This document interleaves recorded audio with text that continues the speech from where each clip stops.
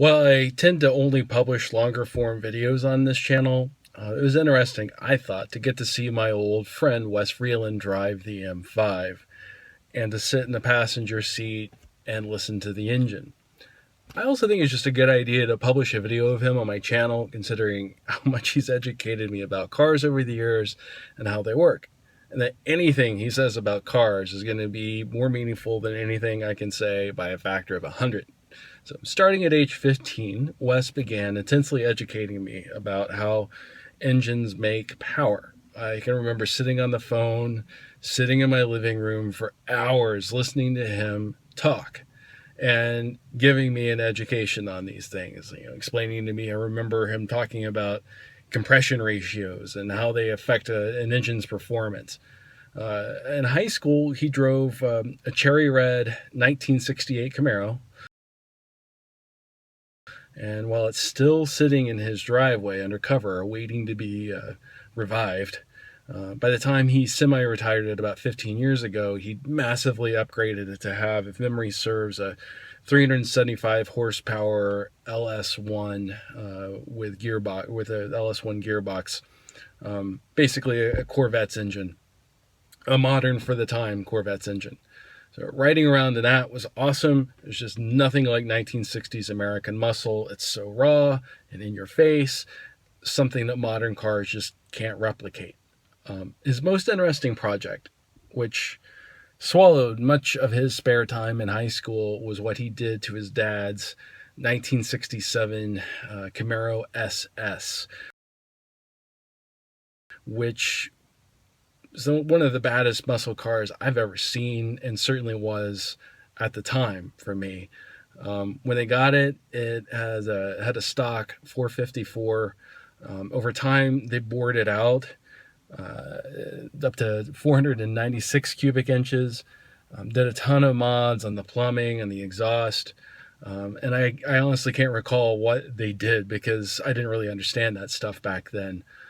Which pushed the rating. I mean, all the mods they did pushed the ratings up to somewhere between 600 and 700 horsepower. I think it was closer to 700 horsepower. And at the time, I mean, that was an unfathomable amount of power.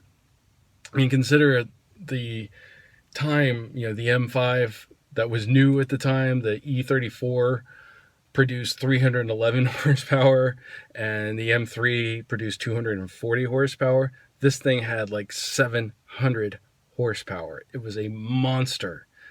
He took me out in it one time and wouldn't open it up for fear of what might happen if he did. I mean, it's basically a drag strip monster and only ran on jet fuel. Really only had one purpose about it.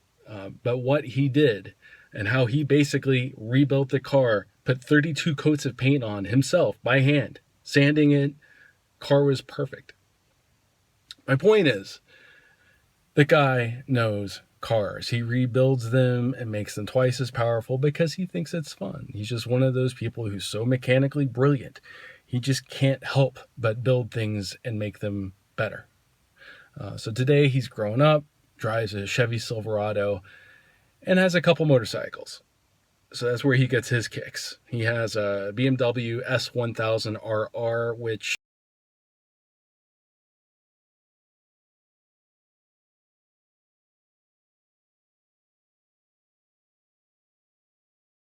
if you haven't heard about it, it's an engineering marvel. He's given me a lot of detail about what it can do and what he's done on it.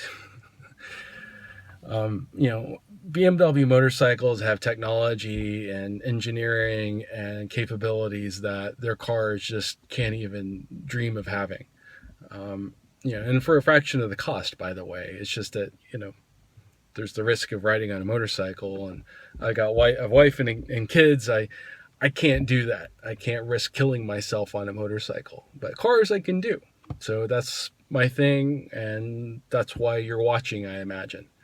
So anyway, he also has a Ducati 848, which he's modded quite a bit. And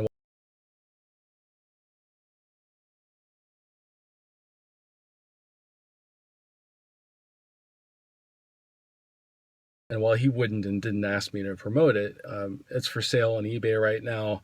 And I'll put some pictures on here.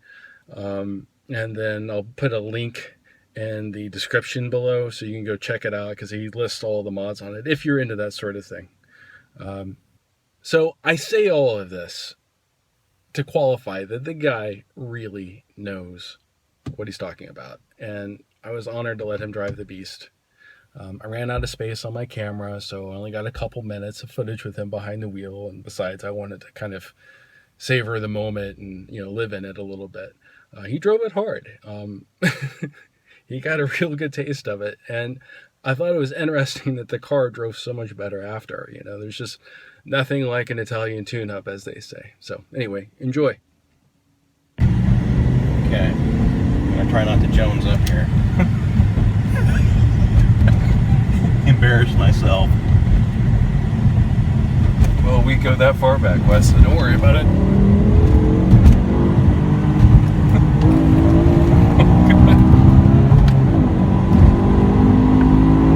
I need to shift later. Yeah. Yeah, what's that about? I'm just nervous. Doing it by sound, really. Well, I just wonder if you're used to torquier engines in the low end that rev lower. Yeah, very much. Okay. It sounds so good. This is really quite an awesome car, Brent. I'm glad you're getting to drive and enjoy it.